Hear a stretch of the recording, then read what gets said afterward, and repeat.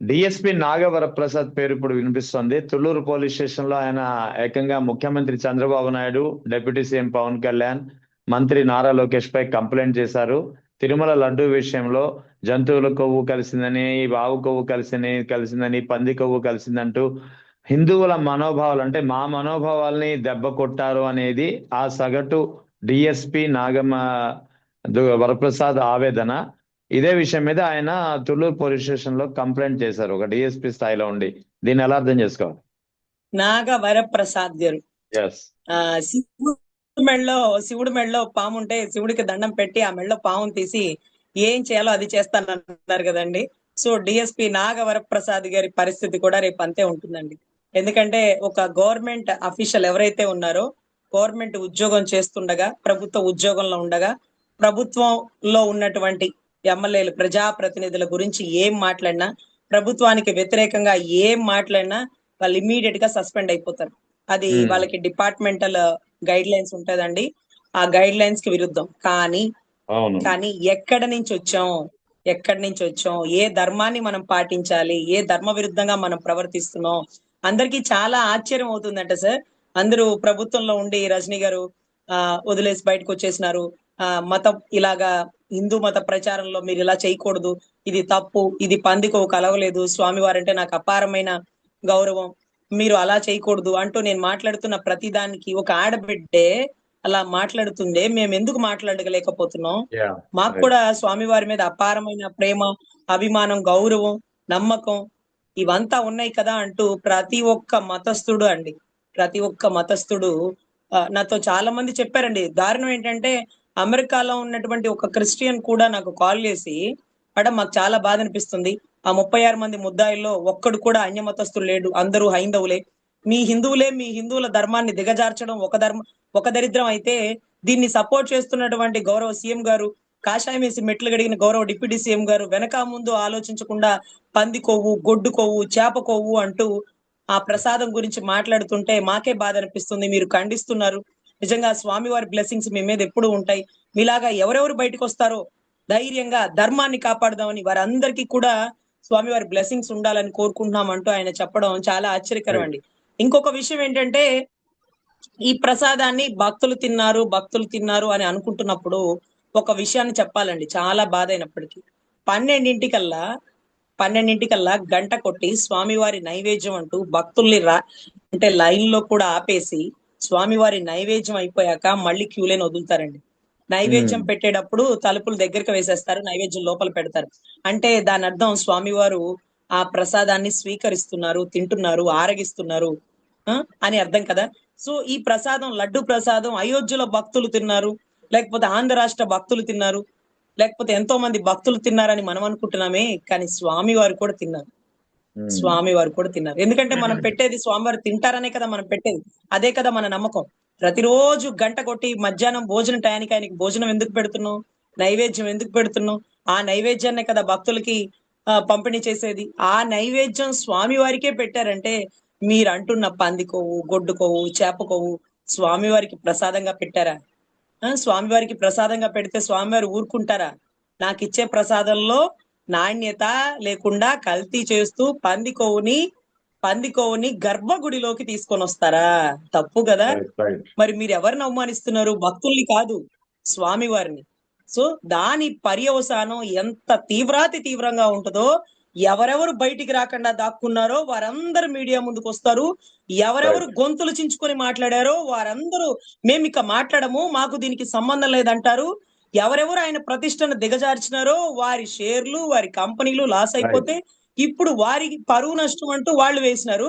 మరి ఇన్ని సంవత్సరన్నర నుంచి స్వామి వారి పరువుని, ప్రతిష్టని, లడ్డు నాణ్యతని దిగజారుస్తున్న వారికి ఖచ్చితంగా కఠిన చర్యలు ఇక్కడ ప్రభుత్వం వేయలేదేమో. ఈ 36 మందిని ఇంతవరకు కస్టడీలోకి తీసుకున్నారో లేదో తెలియదు.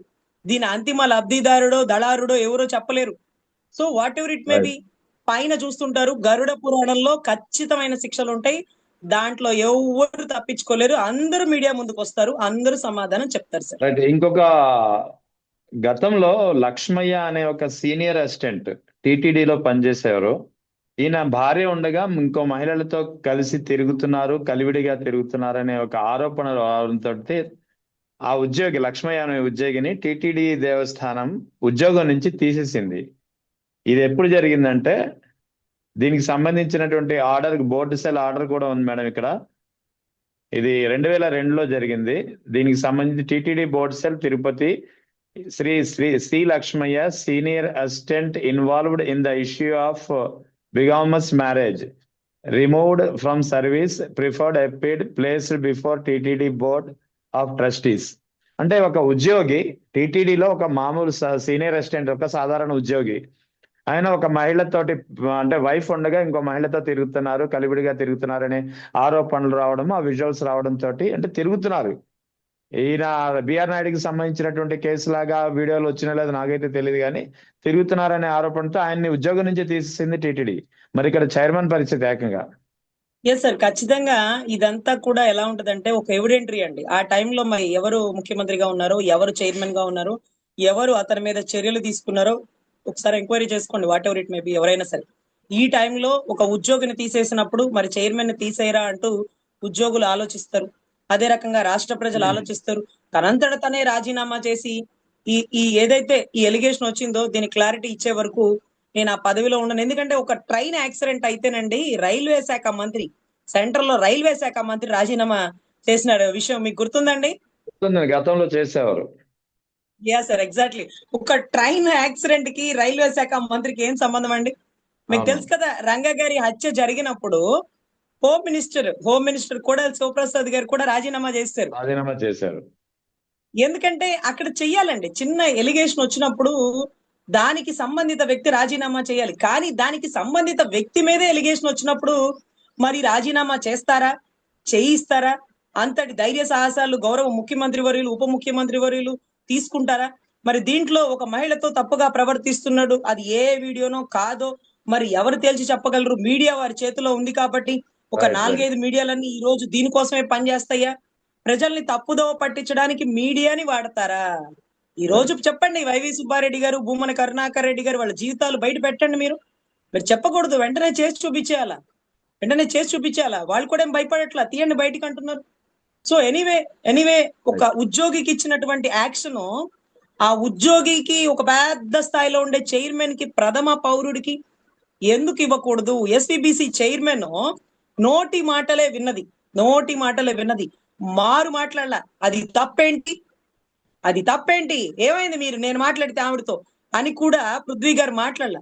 మారు మాట్లాడకుండా ఏదైతే జగన్ రెడ్డి గారు చెప్పారు, ఆయన రాజీనామా చేసి వెళ్ళిపోయాడు. What ever it right. ఇక్కడ ఈయన బయటకు వచ్చి తగ్గేదే లేదంటాడు, నేను చాలా స్ట్రాంగ్ అంటాడు, ఇలాంటి వాటికి నేను భయపడిన అంటాడు. ఆ దాంట్లో తప్పేముందంటాడు. 30 సంవత్సరాలుగా ఫ్యామిలీ ఫ్రెండ్స్ అంటాడు. దయచేసి ఆ ఒక్క పదాన్ని మాత్రం కట్ చేసేయండి. ఫ్యామిలీ ఫ్రెండ్స్, ఫ్రెండ్షిప్ లో ఇవంతా సహజం అనేది పిచ్చి మాట. అసలు నిజంగా ఫ్రెండ్షిప్ అని ఎవరన్నా ఒకరికొకరు చెప్పుకుంటే అలాంటి ఫ్రెండ్షిప్ అయితే కాదు కదా అనే పరిస్థితికి వచ్చేస్తుందండి. సో అది తప్పు. భగవద్గీత పుస్తకాల గురించి తప్పుగా మాట్లాడారు, మీడియా ఉంది నా చేతుల్లో అంటూ బెదిరిస్తున్నారు. ఇవన్నీ పూర్తిగా ఖండించదగింది. తగ్గేదే లేదంటున్నారు, తగ్గకండి, మీరు మీ వేలో వెళ్ళిపోండి. So what ever it may be, దీనికి బాధ్యత వహించాల్సింది రాష్ట్ర ముఖ్యమంత్రి వర్యులు. ఎందుకంటే ఎక్కడో మాజీ చైర్మన్ గారి చేతిలో బైబుల్ ఉందన్న విషయాన్ని అసెంబ్లీలో ప్రస్తావించినప్పుడు ప్రజెంట్ ఉన్న చైర్మన్ గారి విషయంలో ఏ వీడియోలు, ఆయన చాలా మంచివారు, వారిద్దరు ఫ్యామిలీ ఫ్రెండ్స్, అలా వెళ్తే తప్పేంటనో ఆ విషయాన్ని కూడా దయచేసి మీ విలువైన సమయాన్ని కేటాయిస్తూ అసెంబ్లీలో మాట్లాడాలని రాష్ట్ర ప్రజలందరూ కోరుకుంటున్నారు సార్.